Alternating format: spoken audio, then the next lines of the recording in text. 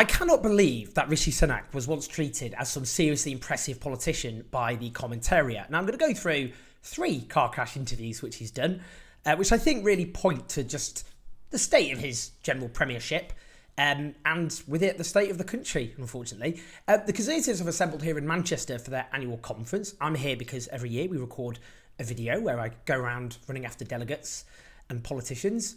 That'll be out on Wednesday. I think you're going to enjoy this one. Now, the Tories are months away from what remains an almost inevitable electoral battering.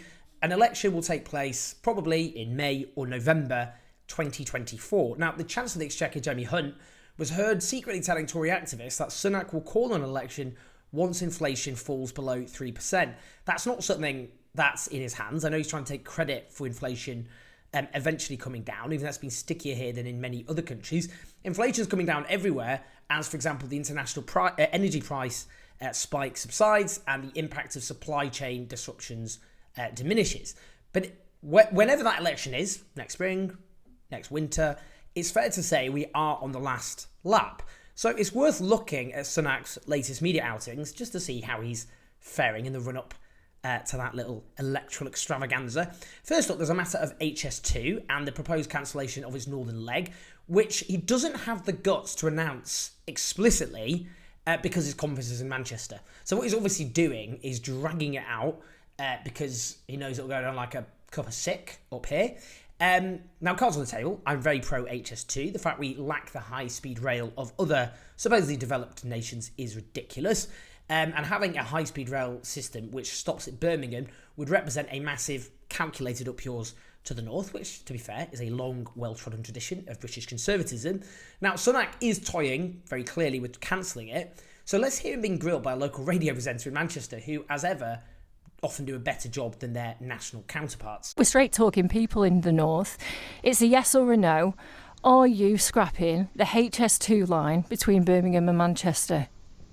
Now, like I said, I'm not speculating on future things. We've got spades in the ground right now and we're getting on. But what people also want to know... government is always making sure that we get value for money out of everything we do, but that's just a statement of the obvious, right? But I think what people also should know, because I know there's a lot of focus on this one thing, but actually, what are the journeys that people use most in Greater Manchester or across the north? It's in their cars right now, getting to work, taking their kids to school, making sure that the roads are free of potholes. That's probably priority number one that people raise with me. We're not talking about potholes. The main story right now across the country is people want to know about the future of HS2, and still now you can't give me a yes or a no, and you're the man in control. You have the keys. You can tell us now if that's happening. But Anna, my point to you is the vast majority of the journeys that people make are in their cars, making sure that we make sure our roads are well maintained. But we're talking about... I won't speculate on future things. What is this man blabbing on about? It is sort of your job, buddy, to clearly set out, for example, your long-term transport plans, given you've left the north of England in limbo.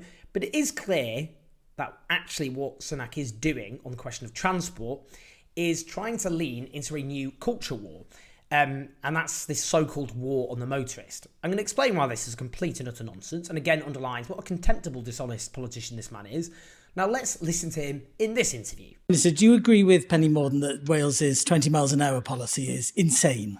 Yeah, I think imposing a blanket 20 mile an hour speed limit on areas is absolutely not right. It's not blanket though, is it? It doesn't reflect people's priorities. People are dependent on their cars for their day-to-day journeys, and these kind of blanket bans aren't the right proportionate approach. But also, it comes on top of this other policy not to build any new roads as well. Like, when you take these things together, it seems like an attack on motorists, and it's rightly received the opposition that it deserves. I do have to pick you up. It's not a blanket ban, though. It's not a blanket speed limit. There's 30 miles, 40, 50, 60, 70, so it's not blanket. Well, I don't think that's quite right. I mean, look, the opposition in Wales is clear. You don't need me to tell you. You've seen the unprecedented amount of opposition to the policy. Sure, but language is important, isn't it? And if you're going to call it a blanket speed limit, it's not blanket. Well, as I said, I think, look, so you've seen the opposition from people in Wales to this policy.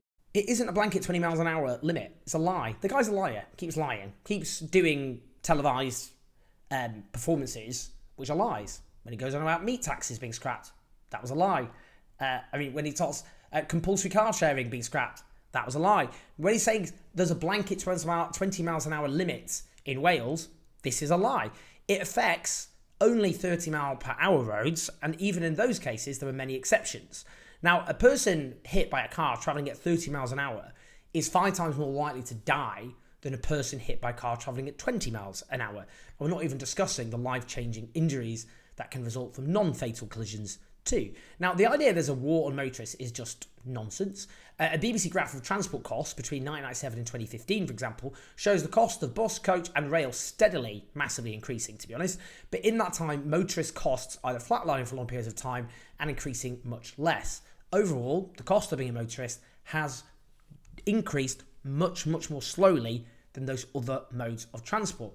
As Financial Times research found, British cities are more poorly served by public transport than those of any other wealthy Western nation, including the United States of America. Now, the Conservatives' privatisation of the buses in the 1980s led to the decimation of our bus services. Since then, bus trips in major cities outside of London collapsed from 2 billion a year to 1 billion a year.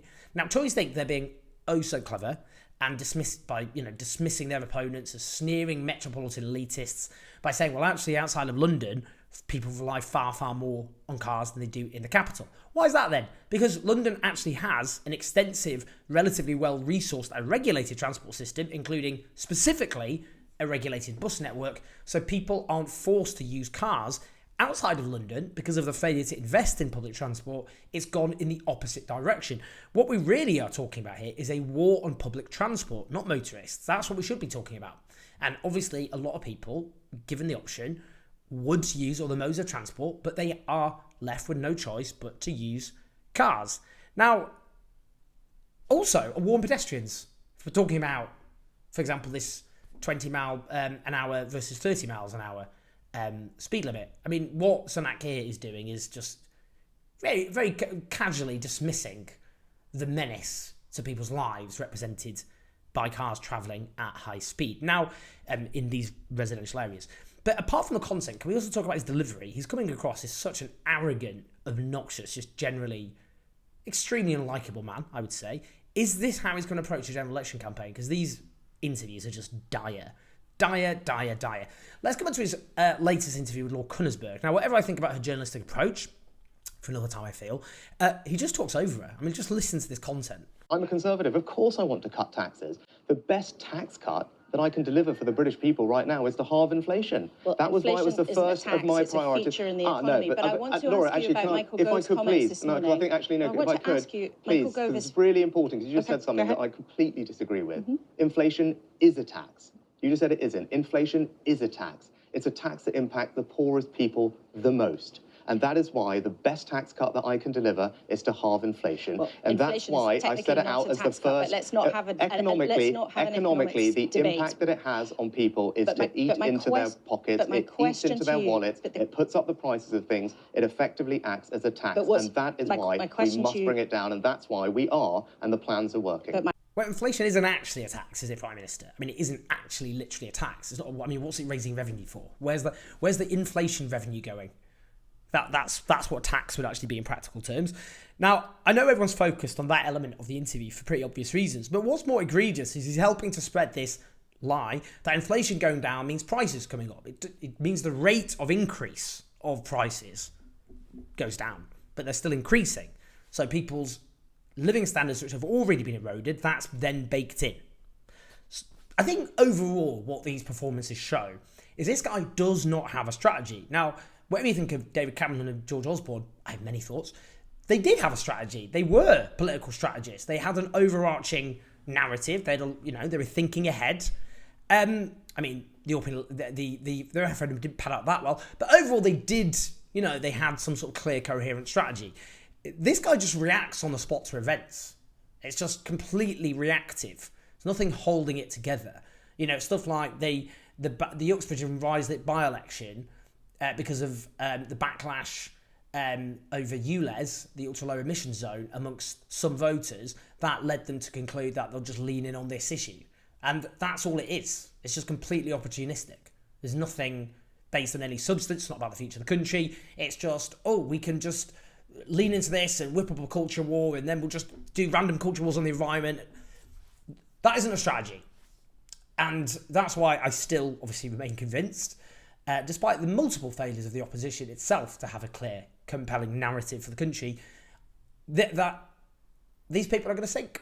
And they're going to sink because they've trashed the country, and now all they're doing is basically flapping around, trying to clamber onto anything they can in a very cynical and opportunistic manner. And I think the voters will see through that. Please like, subscribe, do support us on patreon.com/unjez84, not least to support the documentaries. We're going to do more of them. The Conservative Party conference one comes out on Wednesday. Make sure you check that out. Press like and subscribe. I will see you soon.